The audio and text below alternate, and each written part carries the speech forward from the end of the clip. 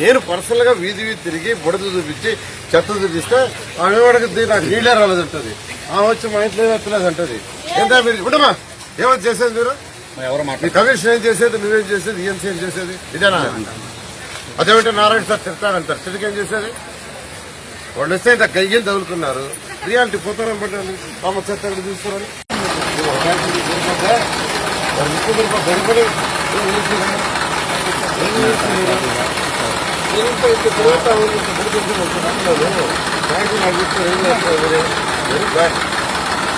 Very bad.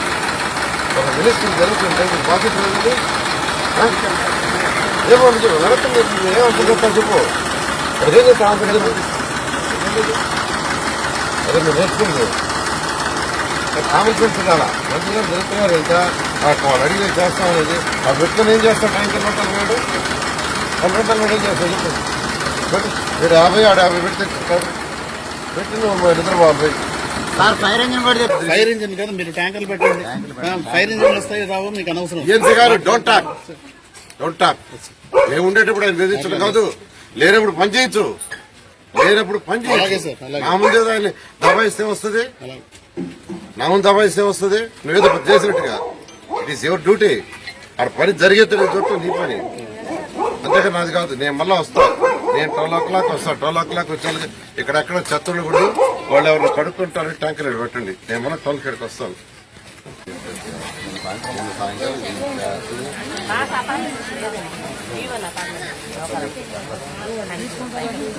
అక్కడ ఎంతమంది మనుషులు ఉన్నారు. ఆఫ్టర్ ఒక చిన్న ఏరియాలో మీరు తీలాగానే ఉంటే ఈఎన్సీ గారు మీరు చేసేది చెప్పండి.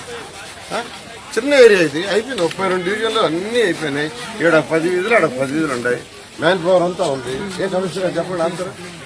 ఎప్పుడంటే సార్ నీకు చెప్పాను కదా, నేను నీకు చెప్పలేదా? ఆయన చెప్పాను. నేను ఇస్తాను పట్టుకున్నాను. రోడ్డు పెట్టుకున్నది కరెక్టే. ఇక్కడ మనసు వేస్తారు పడుకోండి. ఈఎన్సీ మీరు తెలుస్తుంది. మీరు పడుకుంటే మీకు తెలుస్తుంది. రియాలిటీ గ్రౌండ్ రియాలిటీ నేను చెప్తున్నాను. నాది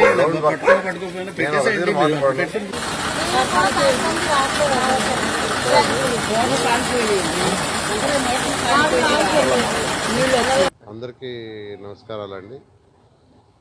ఏదైతే లాస్ట్ పాయింట్ వరకు ఎవరి ఇంట్లో నీళ్లు ఉద్దేశంతో ఏదైతే టేకప్ చేసామో ఈ యొక్క పొడమేరు వరద వల్ల వచ్చిందండి. ఆల్మోస్ట్ ఇవాళకైతే ఆల్మోస్ట్ అందరి ఇళ్లలో వెళ్ళిపోయినాయి. టోటల్ జర్నలిస్ట్ కాలనీ నీళ్లు కూడా తీయడానికి ప్లాన్ చేసి మా అధికారులు చక్కగా దాన్ని కూడా గ్రావిటేషన్ ఆఫ్ వాటర్ ఎలా ఉందో చూసి స్లోప్స్ అవన్నీ చూసి యాక్చువల్గా ఆ డైరెక్షన్లో యాక్చువల్గా ఏంటంటే 10,000 మంది అండి. 3,000 ఇక్కడ కార్పొరేషన్ వాళ్ళు, 7,000 బయట నుంచి వచ్చారు. ఇతర మున్సిపాలిటీలో ఉన్న కమిషన్ని వాళ్ళ కింద ఉన్న వాళ్ళని యాక్చువల్గా వాళ్ళే తీసుకొచ్చుకున్నారు.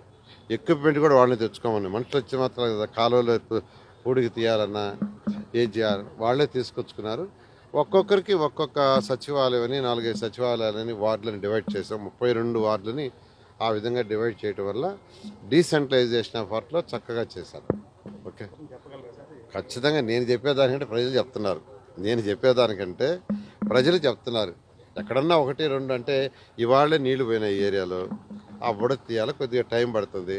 దానికి వాళ్ళకు కూడా ఎవరికైనా గంటల్లో తీసేయాలని కోరుకుంటుంది. వాళ్ళు తప్పులేదు ఎవరికైనా. ఎందుకంటే 14 రోజులు సఫర్ అయ్యి ఎక్కడో బయట ఎవరో ఇంట్లో ఉండి వాళ్ళు వచ్చారు. వాళ్ళు వచ్చారు తిరిగి. సో నీళ్లు పోయినాయి కదా, ఇమీడియట్గా క్లీన్ చేసుకోవాలా, చెత్త తీసారంటుంది. వాళ్ళ యొక్క ఆతృత కరెక్టే, తప్పట్టలేదు. అందుకని మా అధికారులు గట్టిగా చెప్పా, ఇమ్మీడియట్గా మీరు ఆ చెత్త